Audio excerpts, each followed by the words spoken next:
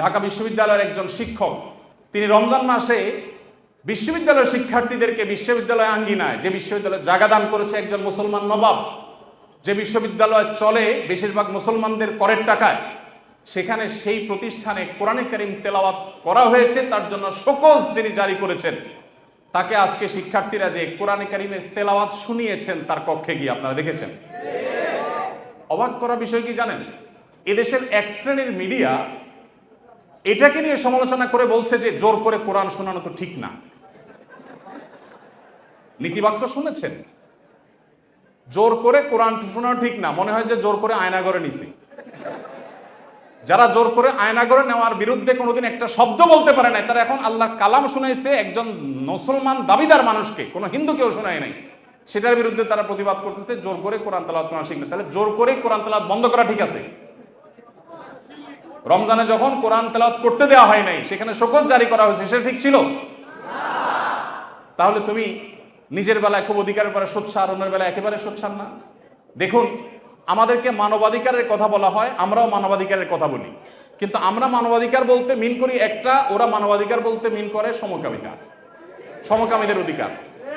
আমরা বৈষম্য বিরোধী বলতে চাই সমাজে হিন্দুদের প্রতি কোনো বৈষম্য হবে না, খ্রিস্টানদের প্রতি কোনো বৈষম্য হবে না, নারীদের প্রতি কোনো বৈষম্য হবে না, কারোর প্রতি কোনো বৈষম্য হবে না, হুজুর শ্রেণীপতির বৈষম্য হবে না। দাঁড়িয়ে আছে তাহলে সে চাকরির জন্য অনুপযুক্ত বিবেচনা করা হবে, দায়ের কারণে এই বৈষম্য হবে না। টুপি আছে, হিজাব আছে, সেজন্য সে ভার্সিটিতে চান্স পাবে না বা তার প্রতি বৈষম্যমূলক আচরণ করা হবে, এগুলো থাকবে না। এদেশে মানুষ এই বৈষম্য দূর করতে চায়, আর ওরা আছে এদেশে সমকামীদের অধিকার প্রতিষ্ঠা করে তথাকথিত বৈষম্য দূর করার জন্য। আমাদের বৈষম্য বিরোধী চেতনা আর তাদের বৈষম্য বিরোধী চেতনা এক না।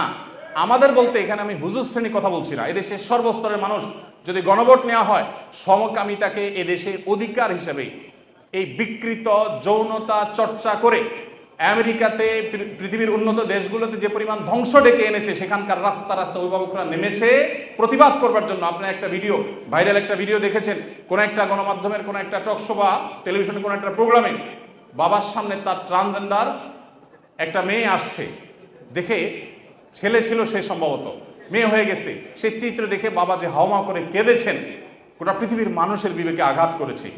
এই বিকৃত যৌনাচারের যারা প্রবর্তক, যারা এর ধ্বজাধারী, এরা ওই বিকৃত জিনিসটাকে আমাদের দেশে প্রবেশ করাবার অপচেষ্টায় লিপ্ত আছে।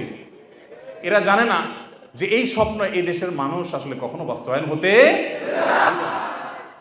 ভাইরা আমার, অতএব আমরা যারা দাওয়াতি কাজ করব, সময়ের এই চাহিদাগুলো বোঝার চেষ্টা আমাদেরকে করতে হবে।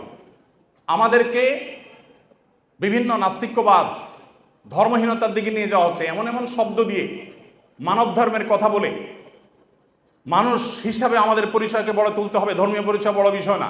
এগুলো সবগুলো হলো নাস্তিকতার প্রথম ধাপ, যেগুলো শোনার পর আমাদের দেশে এক শ্রেণীর সাধারণ মুসলমানরা না বুঝে তারাও সেগুলোকে অ্যাপ্রিসিয়েট করে যে কত সুন্দর কথা, হিন্দু না, বৌদ্ধ না, মুসলমান না, আমার কাছে মানুষ হিসেবে অধিকার চান। আমরা সবাই খুব অ্যাপ্রিসিয়েট করি।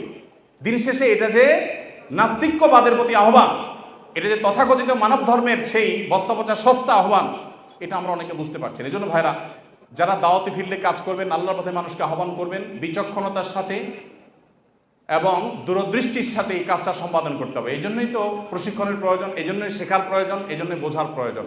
আল্লাহ তাআলা আমাদের সবাইকে সেই যোগ্যতা দান করুন। ভাইরা আমার, যত রকমের ষড়যন্ত্র আছে সেগুলো আমাদেরকে খুব গভীরভাবে উপলব্ধি করতে হবে এবং সেগুলোর বিরুদ্ধে আমাদের প্রত্যেককে সামাজিক সচেতনতা গড়ে তুলতে হবে।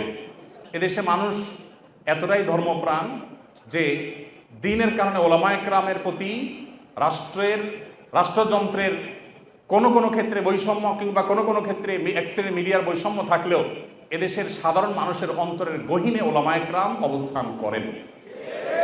একজন আলেমকে যে সম্মান, যে রেসপেক্ট সাধারণ মানুষ করে, কোনো পলিটিশিয়ানকে, কোনো পদস্থ কর্মকর্তাকে তিনি যত বড়ই হন না কেন, অন্তরের গভীর থেকে প্রকৃত যে ভালোবাসা থেকে যে শ্রদ্ধাটা হয়, সেই শ্রদ্ধাটা কখনো এদেশে মানুষ অন্য কাউকে নিবেদন করে না।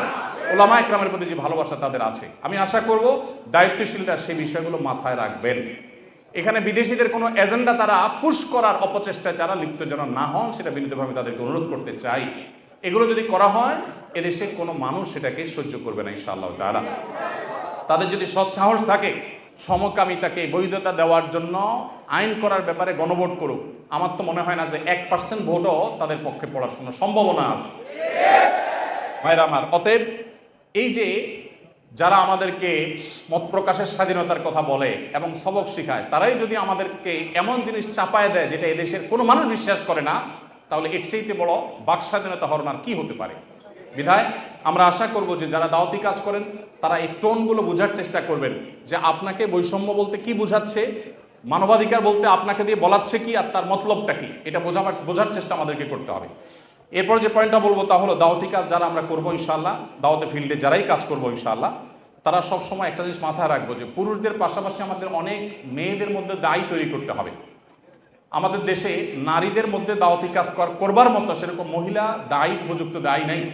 আয়েশা রাদিয়াল্লাহু তাআলা আনহার কাছে অন্যান্য মেয়েরা দিন শিখবার জন্য আসতেন। অনেক আলেম আছেন, তার স্ত্রীকে পর্যন্ত তিনি এতটুকু যোগ্যতা গড়ে তোলেন নাই, এতটা যোগ্যতা সৃষ্টি করে দেন নাই যে তিনি আশপাশের মহিলাদেরকে, তার বিল্ডিংয়ে থাকা মহিলাদেরকে অ্যাটলিস্ট দাওয়াতি কাজ করবেন, আল্লাহর পথে আহ্বান করবেন। আমাদের মা বোনদের, বিশেষ করে এদেশে মা বোনদের দিনের প্রতি যে আগ্রহ, যদি আমরা আজকে উপযুক্ত মহিলা দায়ী সেরকম তৈরি করতে পারতাম, এবং অবশ্যই মহিলাদের দাওয়াতি কাজে শরীয়তের যে বাইন্ডিংসগুলো আছে, শারায়াতগুলো আছে, সেগুলো মেনটেন করে যদি করা যেত, এই সমাজের চেহারা পরিবর্তন হয়ে যেত। আমাদের আসুন্নাহ ফাউন্ডেশনে আমাদের মা বোনদের যে অংশগ্রহণ, মা বোনদের যে আগ্রহ ভালো ভালো কাজে, সেটা বেশ অনেকগুলো প্রজেক্টে আমরা দেখি যে পুরুষদের চাইতে অনেক বেশি। আমরা অনেকগুলো ইসলামী জ্ঞানের প্রতিযোগিতা আয়োজন করি, আপনারা জানেন, সেখানে হাজার হাজার মানুষ অংশগ্রহণ করেন। প্রত্যেকবার আমরা দেখি মেয়েরা সবসময় অংশগ্রহণকারীর সংখ্যায় সবচেয়ে এগিয়ে থাকে, এবং ভালো ভালো পুরস্কারগুলো তারাই বেশিরভাগ ক্ষেত্রে জিতে। অতএব আমাদের মা বোনদের জন্য দায়ী গড়ে তোলার কাজ আমাদেরকে করতে হবে। আমাদের স্ত্রী, আমাদের বোন, আমাদের মা, তাদেরকে দিনের বেসিক বিষয়গুলো শেখাতে হবে, এবং ওলামা ইকরামদের তত্ত্বাবধানে তাদেরকে দায়ী হিসাবে গড়ে তুলতে হবে। আবার দাওয়াতি কাজের জন্য শরিয়ার বাইন্ডিং, শরিয়ার নীতিমালাকে লঙ্ঘন করে এক জেলা থেকে আরেক জায়গায় মাহরাম ছাড়া বা যাচ্ছে তা খুশি করে সংসার স্বামী সব ত্যাগ করে করবেন তিনি, সেই দাওয়াতের কথা আমি বলছি না, কিন্তু বেসিক দাওয়াতি কাজ আমাদের মা বোনদেরকে করতে হবে, এবং তাদেরকেও সেরকম ক্যাপাবল করে আমাদেরকে গড়ে তুলতে হবে। আল্লাহ তো আমাদের সবাইকে সেই তৌফিক দান করুন।